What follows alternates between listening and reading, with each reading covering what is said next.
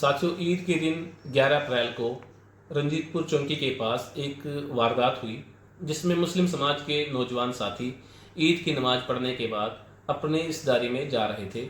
रास्ते में कुछ शरारती लोगों ने उनको रोका, उनके साथ मार पिटाई की, उनसे ज़बरदस्ती उनकी पैसे छीनने, एक अंगूठी छीनी और उसके बाद जब उनके साथ ज़्यादा मार पिटाई की तो अब उससे बचने के लिए उन्होंने मुस्लिम समाज के नौजवान साथियों के हाथों में शराब की बोतलें पकड़वा कर और उनसे एक वीडियो बनवाई, उनकी एक वीडियो बनाई जिसमें कहा गया कि मंदिर में घुसे थे या मंदिर में जा रहे थे, जबकि उसमें कोई सच्चाई नहीं है। उसके बाद पुलिस ने तत्परता दिखाते हुए मुस्लिम समाज की कंप्लेंट पे एक मुकदमा नंबर 130 दिनांक 11/4/2024 को दर्ज किया, जो विभिन्न धाराओं में दर्ज किया, जिसमें 148, 149, 323, 341, 506 आईपीसी 295A, 153A मुकदमा दर्ज किया।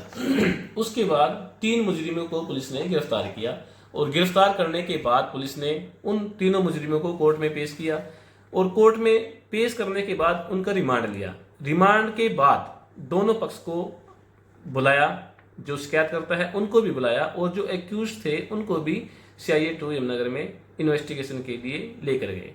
वहां पर पुलिस विभाग ने एक फेयर इन्वेस्टिगेशन की और जिसमें जिन धाराओं में मुकदमा दर्ज था वो सभी पाई गई। उसमें एक धारा और पुलिस ने ऐड करी जो स्नैचिंग की थी। इस पूरी इन्वेस्टिगेशन में मैं माननीय SP महोदया का धन्यवाद करूंगा कि उनकी मॉनिटरिंग में एक फेयर इन्वेस्टिगेशन हुई और एक प्रॉपर उन शरारती लोगों के खिलाफ कार्रवाई हुई और उसके बाद पुलिस ने उनको दोबारा से कोर्ट में पेश किया और उसके बाद उनको जेल में भेज दिया गया। इसके बाद जो बाकी के उनके साथी थे उनको भी पुलिस बहुत जल्द गिरफ्तार करेगी और उनको जेल में भेज देगी। इसके बाद जो बातें आरोप लगाए जा रहे हैं कि वो मुस्लिम समाज के लड़के मंदिर में गए, उसमें कोई सच्चाई नहीं है। और इसमें सबसे बड़ी बात एक यह है कि अगर एविडेंस के तौर पर अगर पुलिस प्रशासन इस बात को देखना चाहे तो वहां पर CCTV कैमरेज लगे हुए हैं और CCTV कैमरे में सब बातें आ जाती हैं कि अगर वहां पर गए या कोई बेअदबी की या शराब लेकर गए तो वो सारी चीजें वहां पर आ जाती हैं। चाहे तो पुलिस उसमें फिर इन्वेस्टिगेशन में इस बात को भी देख सकती है।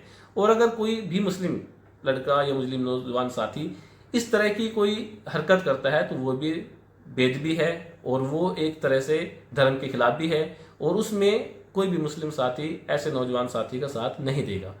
दूसरी बात, अगर यह बात सब झूठी पाई जाती है तो वो लोग जो एक समाज को भड़काने का काम कर रहे हैं उनके खिलाफ भी पुलिस ने कार्रवाई करनी चाहिए। मैं सभी देशवासियों से अपील करूंगा कि अपने बच्चों को ऐसे शरारती लोगों से दूर रखें और ऐसी अफवाहों से भी बचें। जब पुलिस विभाग एक फेयर इन्वेस्टिगेशन कर रहा है और एक जांच कर रहा है तो उसमें हम सबको पुलिस पर विश्वास करना चाहिए। और जो नौजवान साथी किसी के बहकावे में आकर किसी धर्म के प्रति कोई नफरत फैला रहे हैं या किसी के साथ मार पिटाई कर रहे हैं या कोई स्नैचिंग कर रहा है, इन चीज़ों से हमें बचना चाहिए। और मैं एक अपील और करूंगा, जो माँ बाप अपने बच्चों को ऐसे कहीं भेजते हैं उनका जो अगला जो जीवन है वो अंधकार में बनता है। क्योंकि अभी देखो, अगर इन्होंने कोई स्नैचिंग की है या मार पिटाई की है, इनको पुलिस ने तत्परता दिखाते हुए इनको जेल की सलाखों के पीछे भेज दिया।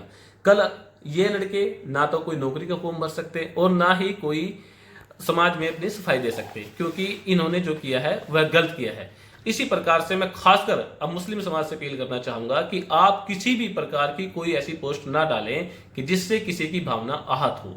हम किसी भी धर्म को नीचा नहीं दिखा सकते, हमें कोई अधिकार नहीं है और इस्लाम में इसकी कहीं भी कोई इजाजत नहीं है। हमें बचना चाहिए ऐसी पोस्टों से जो हमारे समाज का माहौल खराब करती हैं, या हमें बचना चाहिए ऐसे लोगों से, ये ऐसी टोली से कि जो समाज का भाईचारा खराब करते हैं।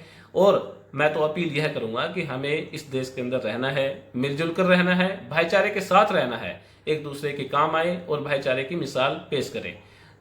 और साथियों, मैं दोबारा से अपील करूंगा कि ऐसी कोई भी पोस्ट शेयर या वायरल ना करें जिससे एक दूसरे समाज की भावना आहत हो। धन्यवाद।